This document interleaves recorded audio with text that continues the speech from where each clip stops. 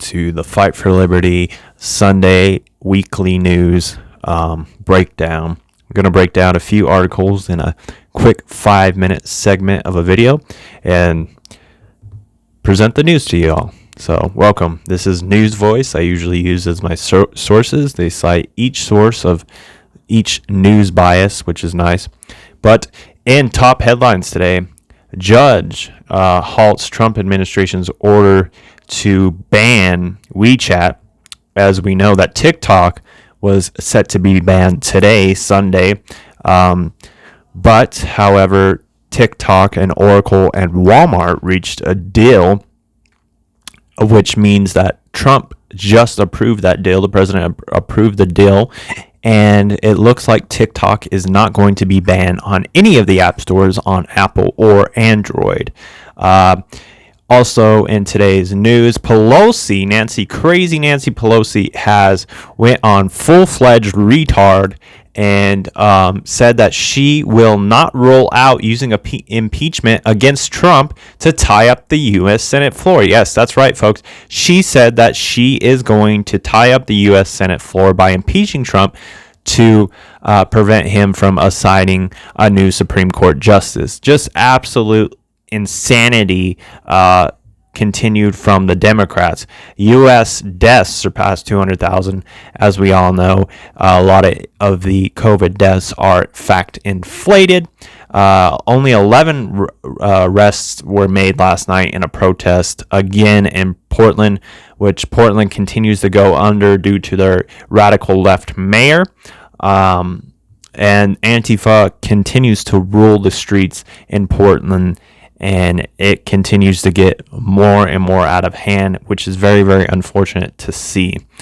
In other news today, 2 were shot dead after a mass shooting took place in a New York party.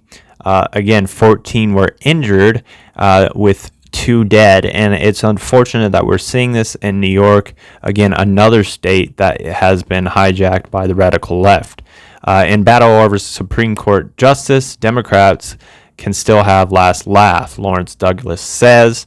Of course, this week, California witnessed multiple earthquakes, a 4.6 earthquake in Southern California. Hurricane season continues. Mourners pay tribute to the late Ruth Bader Ginsburg, who recently died on, I believe it was Friday evening. CDC just reversed their controversial testing guidelines, saying that asymptomatic people now need to be tested again. Again, the narrative keeps switching on COVID-19. It's almost like the top U.S. health officials have no idea what the hell they're doing. So why should we as the American people continue to trust them? Feds charged 6 people with bribing Amazon employees to gain edge on Marketplace. Trump plans to introduce a patriotic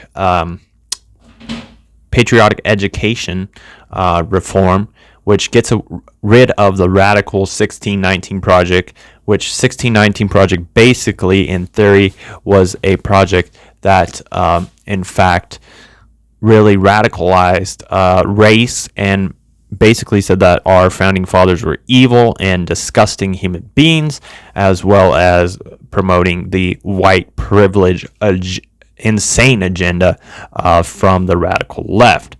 Thankfully, the Trump administration has combated that, and seems like that won't be rooted into our education systems, no longer brainwashing our children.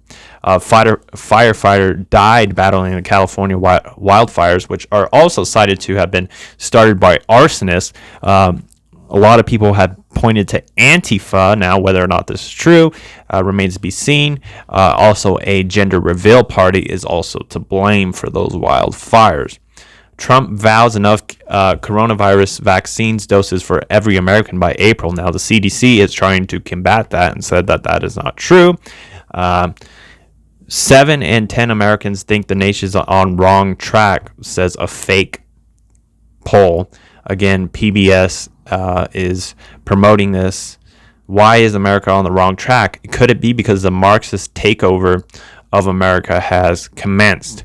But that is all for your top headlines today. Also, actually, we have an additional headline as always. Protesters have gathered outside Mitch McConnell's home, saying that Ruth sent us here to protest that the Senate will vote on the, of course, empty Supreme Court counsel seat. We'll see what happens with that. And a judge, of course, halted the U.S. ban on WeChat. House is not ruling out impeachment, which is just crazy. Nancy Pelosi is a drunk idiot who doesn't know what she's doing, and I will say it straight up. Hillary calls Senate confirmation absolutely broken when she's the one who broke millions and millions of people, killed so many different people.